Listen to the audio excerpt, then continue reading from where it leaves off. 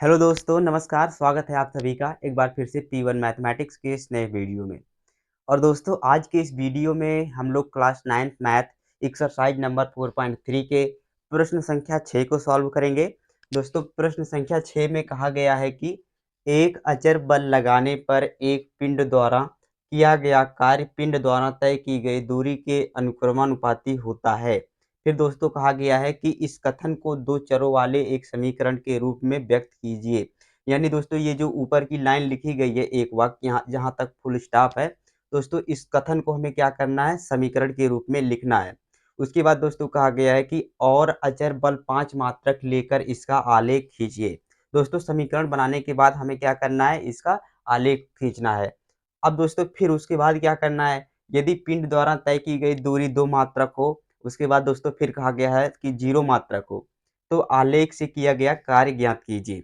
मतलब दोस्तों सबसे पहले इस प्रश्न में हम लोगों को इस ऊपर वाले वाक्य से दिए गए कथन से क्या करना है, एक दो चर वाला समीकरण बनाना है। दोस्तों उस दो चर वाले समीकरण को बनाने के बाद हमें उसका आलेख खींचना है। उसके बाद दोस्तों हमें उस आलेख से क्या करना है, कार्य ज्ञात करना है। तो दोस्तों सबसे पहले इस वाक्य को पढ़ते हैं। फिर से कहा गया है कि एक अचर बल लगाने पर एक पिंड द्वारा किया गया कार्य पिंड द्वारा तय की गई दूरी के अनुक्रमानुपाती होता है। इसका मतलब क्या है दोस्तों? तो दोस्तों मान लीजिए कि आपको किसी वस्तु को कुछ बल लगा करके ढकेलना है। तो दोस्तों जब ढकेलना है तो दोस्तों हमें कुछ कार्य भी करना पड़ेगा। अब दोस्तों ये जो कार्य है वो निर्भर करेगा कि हम कितना दूरी ढकेल रहे हैं। अगर दोस्तों ज़्यादा दूरी ढकेलेंगे तो दोस्तों हमें कार्य भी ज़्यादा करना पड़ेगा। और दोस्तों अगर हम कम दूरी विस्थापित करेंगे, मतलब कम दूरी ढकेलेंगे, तो दोस्तों हमें कार्य भी कम करना पड़ेगा। तो दोस्तों वही इसमें कहा गया है कि जो पिंड द्वारा किया गया कार्य है वो पिंड द्वारा तय की गई दूरी के अनुक्रमानुपाती होता है। मतलब दोस्तों इसमें ये कहा गया है कि जो हमारा कार्य है वो निर्भर करेगा किस पर, दूरी पर। और दोस्तों ये जो अनुक्रमानुपाती कहा गया है, यानी हमें लिखना है कार्य अनुक्रमानुपाती है दूरी के, तो दोस्तों इसे हम मैथमेटिकली ऐसे दिखाते हैं। दोस्तों ये हमारा होता है अनुक्रमानुपाती का चिन्ह, यानी कार्य अनुक्रमानुपाती दूरी। तो दोस्तों इसे हम ऐसे लिखते हैं। अब दोस्तों चूंकि हमें यहाँ पर क्या कहा गया था, इस कथन को दो चरों वाले एक समीकरण के रूप में व्यक्त कीजिए। तो दोस्तों जब भी हम समीकरण के रूप में व्यक्त करते हैं तो उसमें बराबर का चिन्ह आता है, लेकिन दोस्तों यहाँ पर अनुक्रमानुपाती का चिन्ह है, तो दोस्तों इसको हटाएंगे और बराबर का चिन्ह लाएंगे। तो दोस्तों कार्य बराबर क्या हो जाएगा अब, और दोस्तों जब अनुक्रमानुपाती चिन्ह को हटाते हैं और दोस्तों हमें ये बराबर का चिन्ह लाना होता है, तो दोस्तों यहाँ पर बराबर के बाद गुणे के रूप में एक कांस्टेंट भी लिखा जाता है। जैसे यहाँ पर कांस्टेंट मतलब क्या होता है दोस्तों, अचर। तो दोस्तों यहाँ पर अचर के रूप में क्या दिया गया है, बल। तो दोस्तों यहाँ पर हम लोगों को लिखना है कार्य बराबर बल गुणित दूरी। और दोस्तों आप लोगों ने फिजिक्स में पढ़ भी रखा होगा कि दोस्तों जो कार्य होता है, कार्य बराबर क्या होता है, बल गुणे विस्थापन, या फिर कहिए कि कार्य बराबर बल गुणे दूरी। तो दोस्तों वही फार्मूला यहाँ पर लिखा गया है, कार्य बराबर बल गुणे दूरी। तो दोस्तों ये समीकरण तो बन गया, लेकिन दो चर में नहीं है। अभी दोस्तों हम लोगों को इसमें क्या करना होगा, चर लाना होगा। चर कैसे लाएंगे दोस्तों, सबसे पहले दोस्तों इसमें ये देखिए कि हम कार्य को भी कोई एक चर के रूप में मान सकते हैं, क्योंकि दोस्तों कार्य का मान फिक्स नहीं है। और ऐसे ही दोस्तों दूरी का भी मान फिक्स नहीं है। तो दोस्तों जिसका मान फिक्स नहीं होता है वही दोस्तों उसे ही हम चर मान सकते हैं। अगर दोस्तों हम बल को चर के रूप में मानेंगे तो दोस्तों यहाँ पर आप आगे देखेंगे अचर बल 5 मात्रक लेकर, यानी दोस्तों यहाँ पर बल का जो मान है वो फिक्स हो गया है। इसलिए दोस्तों हम बल को चर के रूप में नहीं मानेंगे, हम दोस्तों किसको मानेंगे, कार्य और दूरी को, दोनों को दोस्तों अलग अलग चर के रूप में मानेंगे। तो दोस्तों हमने माना कि जो कार्य है, माना पिंड द्वारा किया गया कार्य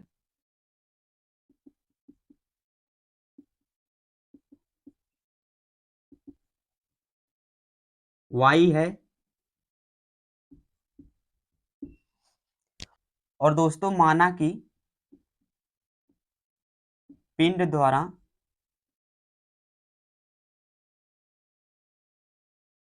तय की गई दूरी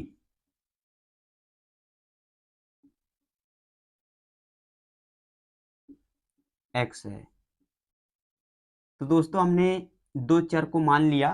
दो राशि के रूप में। जैसे पहले चर को y माना है, किसके रूप में दोस्तों? कार्य के रूप में। माना पिंड द्वारा किया गया कार्य y है।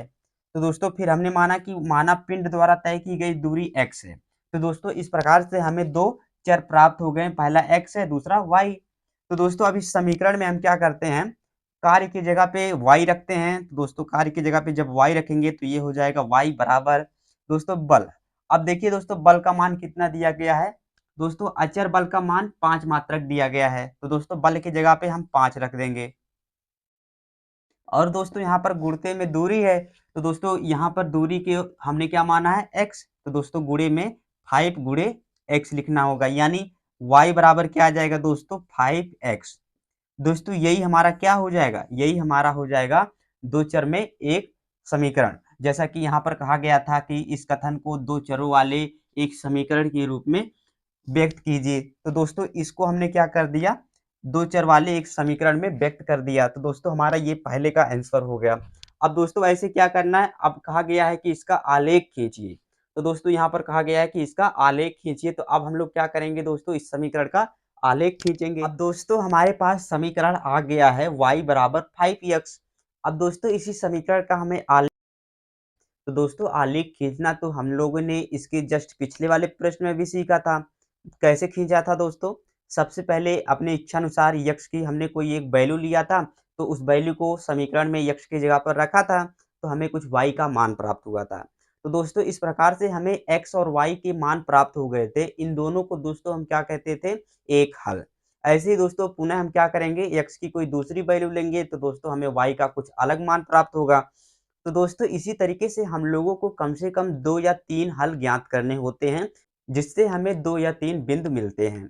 और दोस्तों इन्हीं बिंदुओं को हम कार्तीय तल पर दिखाते हैं और उनको आपस में मिला देते हैं, उन्हीं बिंदुओं को। दोस्तों वही हो जाता है हमारा आलेख। तो दोस्तों इसको भी ऐसे करेंगे, जैसे सबसे पहले मान लीजिए कि हम x बराबर कितना ले रहे हैं?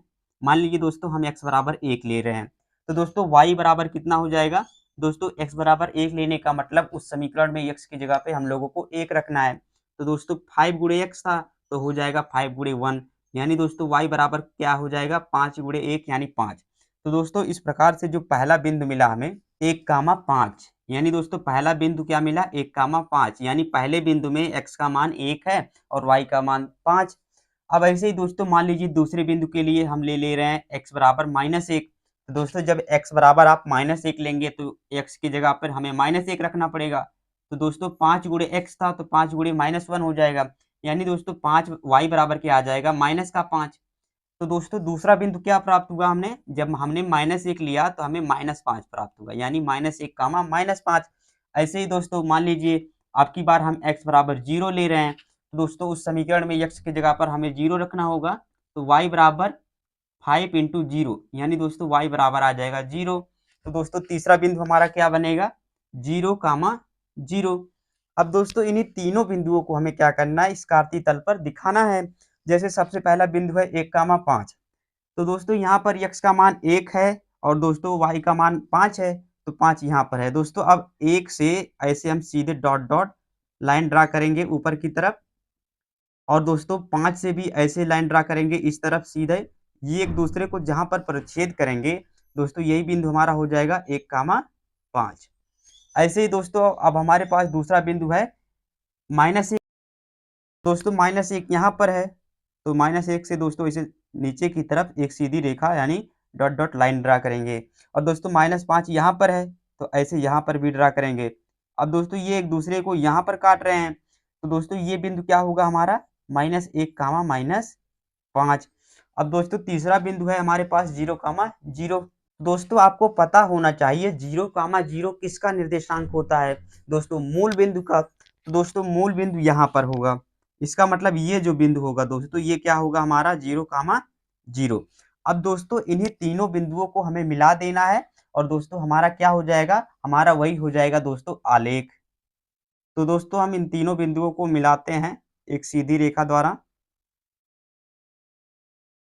अब दोस्तों हमने एक सीधी रेखा द्वारा मान लीजिए मिला दिया। दोस्तों आप अपने कॉपी में जब बनाएँगे तो पटरी की सहायता से बनाएँगे, तो दोस्तों आपको एक सीधी रेखा ही प्राप्त होगा।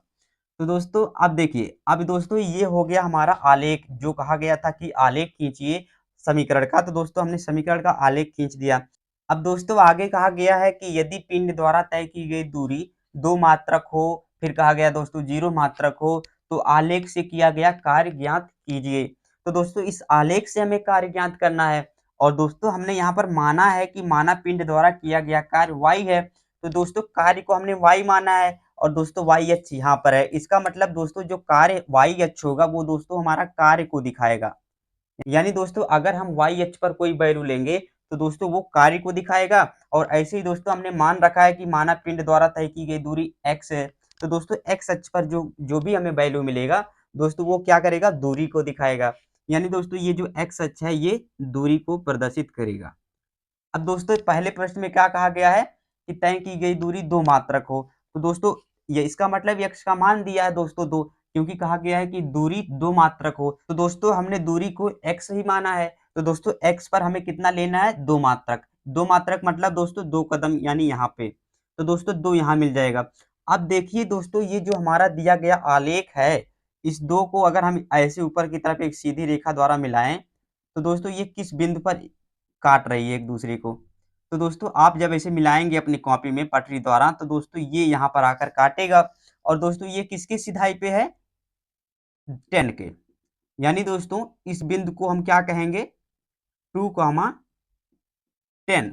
यानी दोस्तों यहाँ पर x का मान अगर हम 2 लेंगे तो दोस्तों y का मान हमें कितना प्राप्त होगा, 10। क्योंकि दोस्तों ये जहाँ पर एक दूसरे को प्रतिच्छेद कर रहे हैं वो बिंदु बनेगा 2, 10। इसलिए यहाँ पर x का मान जब 2 है तो दोस्तों y का मान 10। अतः पहले प्रश्न के लिए कि अगर दूरी 2 मात्रक हो तो दोस्तों किया गया कार्य कितना हो जाएगा, 10 जूल। क्योंकि दोस्तों जो कार्य का मात्रक होता है वो जूल होता है। अतः दोस्तों अगर 2 मात्रक है हमारी दूरी तो दोस्तों जो कार्य होगा, कार्य कार्य बराबर दोस्तों क्या आ जाएगा, 10 जूल। कब दोस्तों, जब हम दूरी को 2 मात्रक लेंगे। तो दोस्तों ये हमारे पहले पार्ट के लिए आंसर हो गया। अब दोस्तों ऐसे ही हम लोगों को इसको दूसरे पार्ट को सॉल्व करना है। दोस्तों दूसरे पार्ट में दूरी दिया गया है 0 मात्रक हो। तो दोस्तों 0 मात्रक होने का मतलब दूरी का क्या है कि दोस्तों हमें मूल बिंदु पर ही रहना है। हमें दोस्तों कोई दूरी नहीं चलना है x अक्ष पर। तो दोस्तों मूल बिंदु यहाँ पर होगा और दोस्तों मूल बिंदु पर y अक्ष का कितना मान होता है। तो दोस्तों मूल बिंदु पर y अक्ष का मान भी तो 0 होता है। इसका मतलब दोस्तों अगर दूरी को हम 0 लेंगे तो दोस्तों हमारा किया गया कार्य भी 0 होगा। तो इसके दूसरे पार्ट के लिए दोस्तों आंसर हो जाएगा कार्य बराबर 0।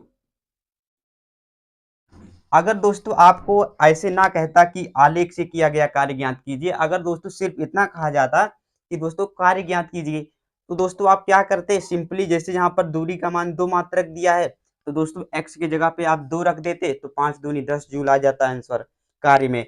और ऐसे ही दोस्तों इसकी सेकंड पार्ट में दिया गया था कि जो दूरी है वो 0 मात्रक हो। तो दोस्तों जब x की जगह पे हम 0 रखते तो 5 गुणे 0 तो दोस्तों कार्य हमारा 0 आ जाता। तो दोस्तों इस प्रकार से इस प्रश्न को हमने सॉल्व कर लिया।